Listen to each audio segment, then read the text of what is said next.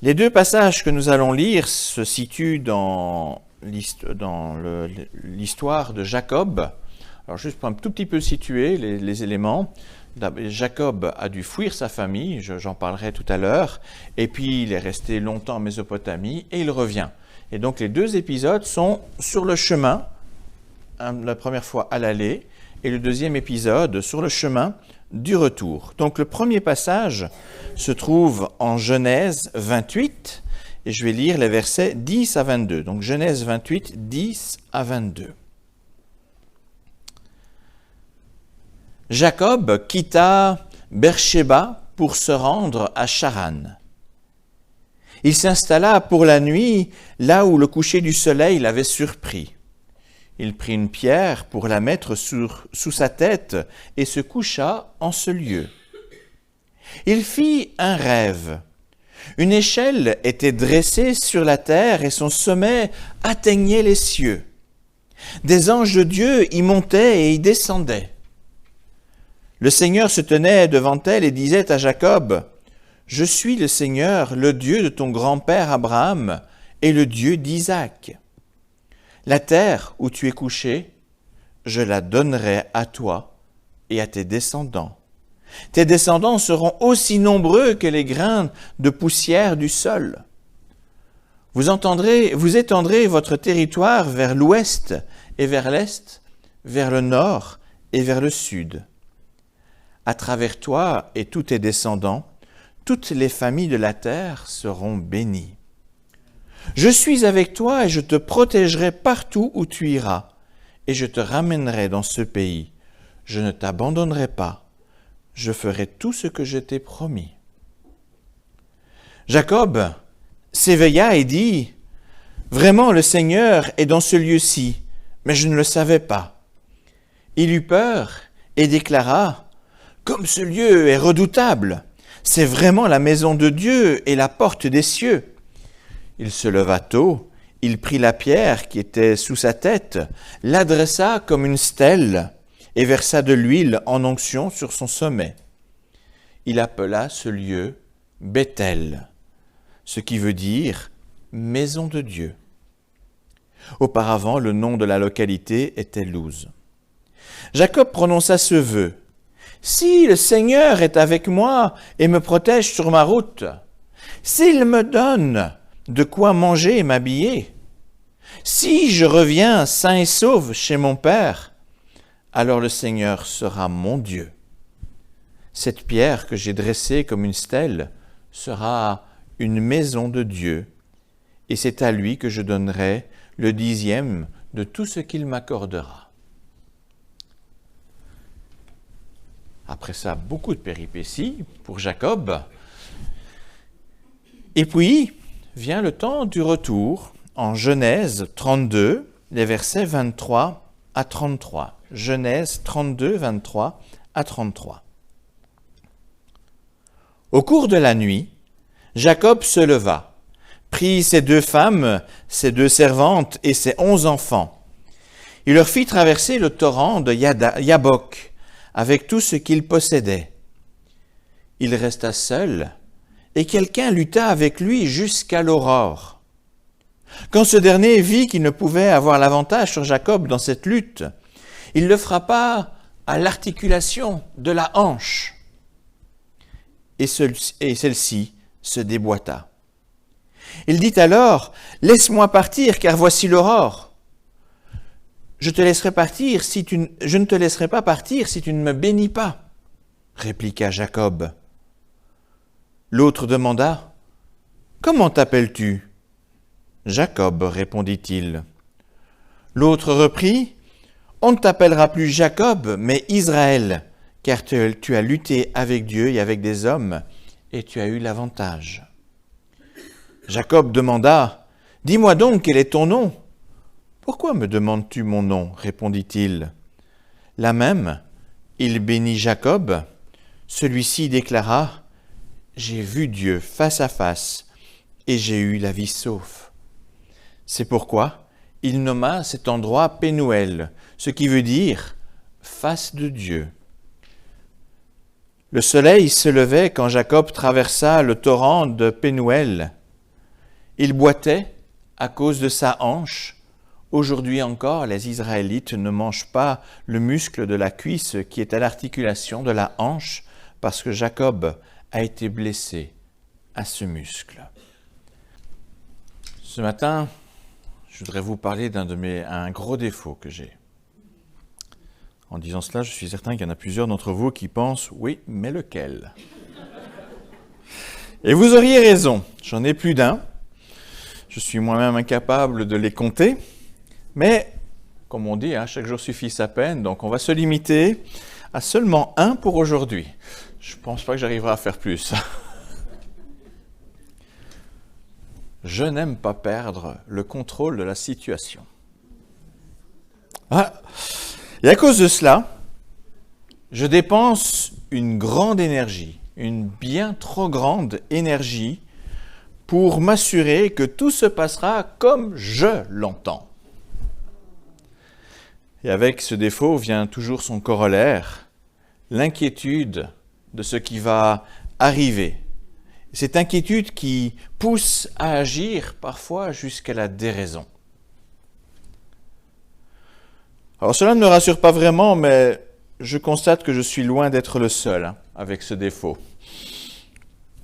Nous avons tous en nous, à des degrés divers, ce besoin de contrôle, de garantie pour notre avenir et celui de nos proches.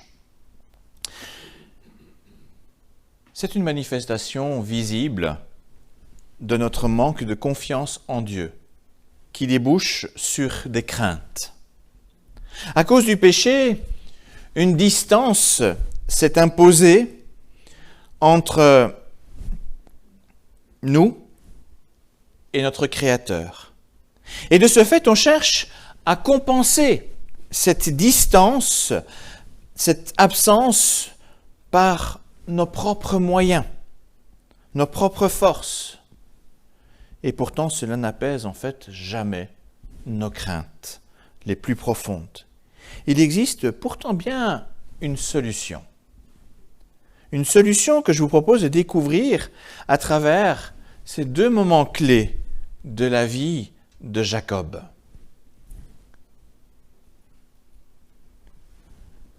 Jacob, vous le savez, est le fils d'Isaac et le frère jumeau d'Ésaü. Jacob, c'est un gars assez fourbe. À 2 reprises, il a lésé son frère Ésaü en détournant pour lui le droit d'aînesse, si important à son époque. Et plus encore quand on connaît la bénédiction divine qui reposait sur la descendance d'Abraham et son fils Isaac. À la 2e fourberie, où Jacob est allé jusqu'à tromper son propre père en se faisant passer pour son frère afin de lui voler la bénédiction, mais Ésaü est vert de rage et il désire la mort de son frère, Jacob. Jacob est alors obligé de fuir loin de lui et il s'en va bredouille sans rien. Dans sa fuite, lors d'une nuit, Jacob a un rêve très particulier donné par Dieu. Dans son rêve, il aperçoit une sorte d'échelle ou d'escalier qui relie la terre au ciel. Sur cette échelle montent et descendent des anges de Dieu. Cette échelle est une sorte de liaison entre les êtres humains et Dieu. Sachez que Jésus s'appropriera cette position unique en faisant référence à cette vision de Jacob. On peut voir ça en début de l'évangile de Jean, Jean 1, 51. Mais j'y reviendrai tout à l'heure. Dans ce rêve, Dieu s'adresse à Jacob pour réitérer la promesse faite à son père et à son grand-père Abraham. De la sorte, on constate que la promesse de Dieu n'est pas conditionnée au comportement nonchalant de Jacob, mais bien à la grâce et la fidélité de l'Éternel. Donc, on voit Dieu qui donne la même promesse, le pays, la descendance, les bénédictions pour tout le monde. Mais il ne s'arrête pas là. À toutes ces promesses, Dieu ajoute pour Jacob la promesse de le protéger durant son voyage et d'être toujours avec lui jusqu'à son retour dans le pays. Donc il lui promet sa protection, mais il lui promet aussi un retour. Son retour, c'est vite dit quand même. Comment Jacob peut-il envisager ce retour quand son frère souhaite sa mort? Est-ce que la parole de Dieu est fiable? Se demande certainement Jacob. Cette question, bon nombre se la posent quand ils entendent l'évangile du Christ, l'échelle ou la porte entre nous et le ciel. Est-ce que sa promesse de salut, de vie éternelle, est fiable? Devant une telle promesse, on pourrait s'attendre à ce que Jacob soit rassuré et même transporté d'allégresse, puisque Dieu lui a parlé personnellement. Pourtant, à la promesse inconditionnelle de Dieu, Jacob répond par un vœu. « Si le Seigneur est avec moi et me protège sur ma route, s'il me donne de quoi manger et m'habiller, si je reviens sain et sauf chez mon Père, alors le Dieu sera mon Dieu. » Je ne sais pas si vous voyez le côté très impersonnel de la façon de parler de Jacob. Jacob a lui aussi le défaut de vouloir tout contrôler. Même Dieu. Il pose ses conditions.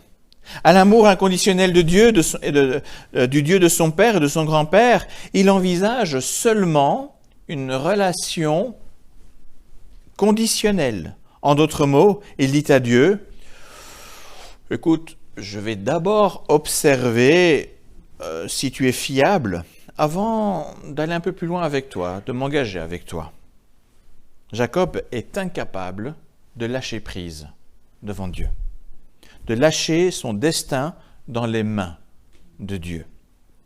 Il s'attache à l'idée de rester maître de son avenir.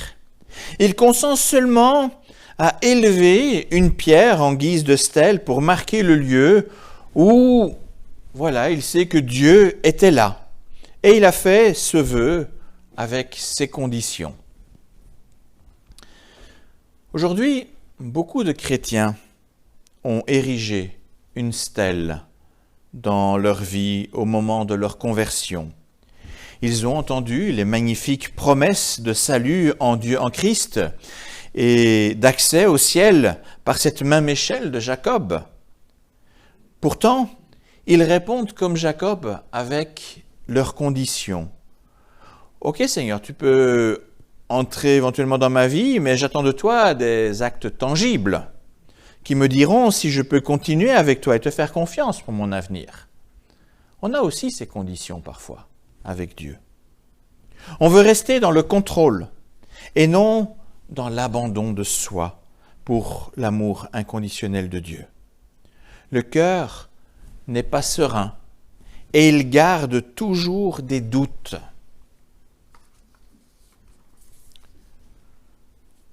Après cette nuit particulière, Jacob poursuit sa route et rejoint en Mésopotamie Laban, son oncle maternel. Laban a 2 filles, Léa et Rachel, et nous savons, Jacob tombe éperdument amoureux de sa cousine Rachel. Mais Laban use de fourberie avec lui en lui donnant comme épouse d'abord Léa, l'aînée. Jacob sera obligé de travailler 7 années supplémentaires pour épouser également Rachel. Au total, Jacob reste 20 ans auprès de Laban. Malgré les fourberies de son oncle, Jacob s'enrichit de façon exceptionnelle, non sans lui-même se montrer fourbe. Il lutte dans un environnement avec les mêmes armes et les mêmes ruses. Jacob est certainement un de ces hommes qui affirmerait sans problème « Je me suis fait tout seul ». tant il veut tout contrôler. Il travaille dur pour ne pas craindre le lendemain, tant ses richesses sont abondantes. En réalité, il n'est pas le seul à agir et à penser de la sorte. Beaucoup se donnent énormément de peine durant leur vie pour ne pas craindre les vieux jours.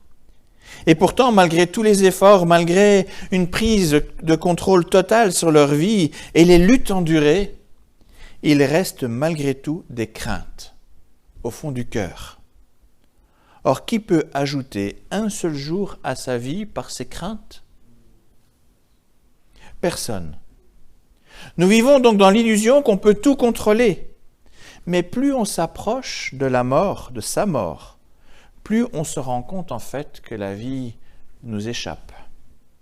Elle n'est pas dans nos mains. Et notre mort, notre vie en fait n'a jamais été dans nos mains. Après ce long exil, loin de la maison de son père, Jacob décide enfin de revenir d'où il était parti 20 ans plus tôt. Il emporte avec lui ses épouses, sa famille nombreuse, ses serviteurs et ses servantes et ses richesses considérables sous forme de grands troupeaux. Toutefois, plus il avance, plus ses angoisses grandissent. Peut-il subsister à la colère de son frère Ésaü? Peut-il contrôler la situation pour sauver sa vie? Toujours dans un grand souci de contrôle de la situation, il tente d'amadouer son frère en envoyant devant lui des émissaires avec des cadeaux somptueux, à l'image de ceux qui se sentent obligés à l'approche de leur mort d'offrir des cadeaux à Dieu pour amadouer sa colère et son jugement. Par ailleurs, Jacob prend des dispositions pour éviter de tout perdre en cas de déconvenue. Il divise son camp en deux, de sorte qu'au moins une moitié soit sauvée. Jacob est terrorisé parce qu'il n'a jamais pu confier totalement sa vie à Dieu et croire en ses promesses. Ces conditions qu'il a posées 20 ans plus tôt l'empêchent encore d'avoir une relation proche. Malgré les promesses reçues par Dieu 20 ans plus tôt, malgré les bénédictions abondantes engrangées en exil, Jacob a peur, comme beaucoup craignent la mort. Aujourd'hui encore, beaucoup entendent les promesses de salut du Christ, mais connaissent malgré tout l'angoisse face à la mort. Jacob s'est battu toute sa vie contre les hommes. Et voilà que la nuit, avant la rencontre avec son frère, il se tient à l'écart. Il a une sorte de vision dans laquelle il continue à se battre avec un homme. Cela dure jusqu'au matin, jusqu'à ce qu'il comprenne que c'est avec Dieu qu'il lutte depuis tant de temps. Face à un tel adversaire, Jacob en fait n'a aucune chance. Pourtant, la grâce de Dieu se manifeste dans le fait que le Seigneur ne l'écrase pas. Aucun être humain ne peut lutter par ses propres forces pour obtenir la paix du cœur et son salut. Dieu le sait. Or, il nous aime et c'est pour ça qu'il ne nous vainc pas, qu'il ne va pas le vaincre. C'est pourquoi, malgré notre entêtement, il se montre d'une extrême patience pour nous laisser le temps. C'est dans cette lutte que Jacob prend conscience que c'est la présence de Dieu à ses côtés qui lui garantit en fait les bénédictions. Là, je sais pas, dans le premier épisode, il disait « Ah, c'est le lieu où Dieu réside ». Mais dans ce deuxième épisode, il dit « J'ai vu Dieu ». Il y a un gros changement d'attitude entre les deux. Il le comprend tellement bien qu'il ne veut pas laisser partir celui avec qui il a lutté toute la nuit sans qu'il le bénisse. Il abandonne enfin ses conditions d'autrefois Et avant même de rencontrer Ésaü, il s'écrie « J'ai vu Dieu face à face et j'ai eu la vie sauve. » Il est conscient qu'il a la vie avant même de devoir affronter ce qu'il attend avec Ésaü. Jacob comprend enfin que c'est la présence de Dieu dans sa vie qui lui donne la garantie de la vie sauve, et non tous ses vains efforts. Même Ésaü ne pourra rien contre la souveraineté de Dieu.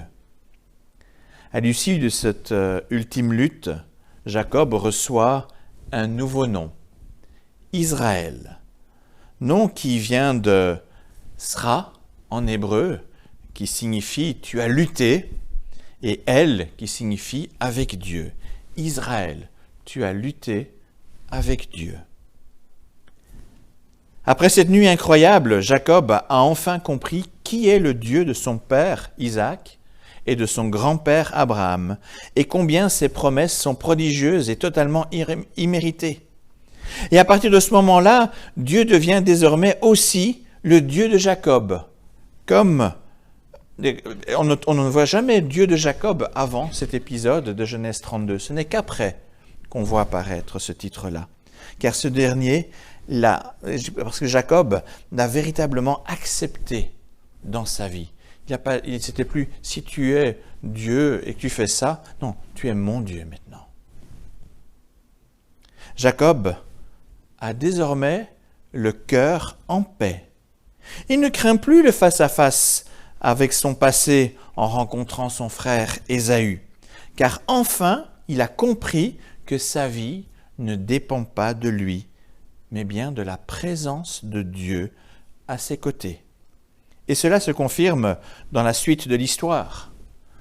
Contrairement à l'aller, Jacob ne dresse plus une simple stèle, mais dès qu'il arrive en Canaan, à la même place que son grand-père Abraham, il érige un autel pour Dieu. Il retourne également à l'endroit de sa première rencontre où il avait rêvé de l'échelle qui mène au ciel. Et là aussi, il dresse un autel, pas une stèle, un autel à Dieu pour exprimer sa reconnaissance. Sachez que l'élévation des stèles est condamnable. Par la suite, dans Deutéronome, parce que c'était une pratique cananéenne, donc dans le livre de la loi, il est clairement dit tu n'élèveras pas de stèle. Donc, on voit ce changement surprenant de la part de Jacob. Et alors, un autre élément, un petit détail, qui est aussi dit quelque chose du changement qui s'est passé chez Jacob. Quand il est allé au lieu à Bethel, là où il avait eu le rêve de l'échelle, c'est aussi à ce moment-là qu'il enlève toutes les faux dieux, les statues des faux dieux qui se trouvaient. Vous savez bien que Rachel avait ramené des faux dieux, elle n'était probablement pas la seule. C'est à ce moment-là qu'il fait le nettoyage, le ménage chez lui, vraiment pour dire, voilà, ça maintenant, c'est mon Dieu. Ce n'est plus une simple stèle du souvenir comme le faisaient les Cananéens, mais ici, un autel qui engage sa personne.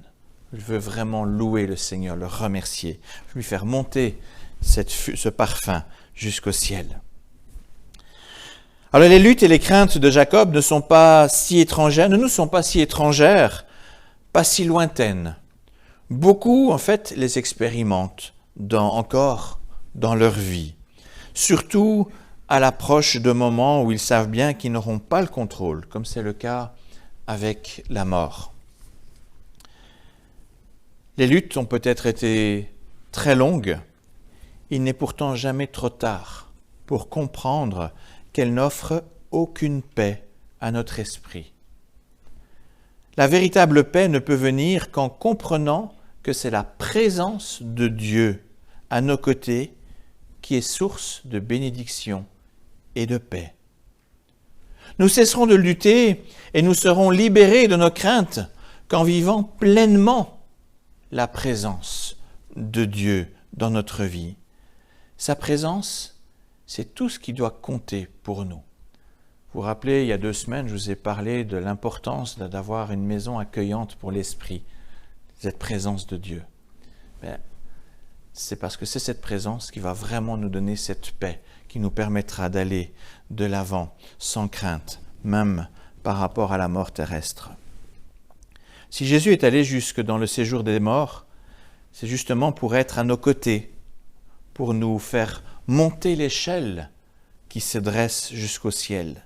Ses promesses ne sont pas vaines. Jamais il n'abandonne les siens.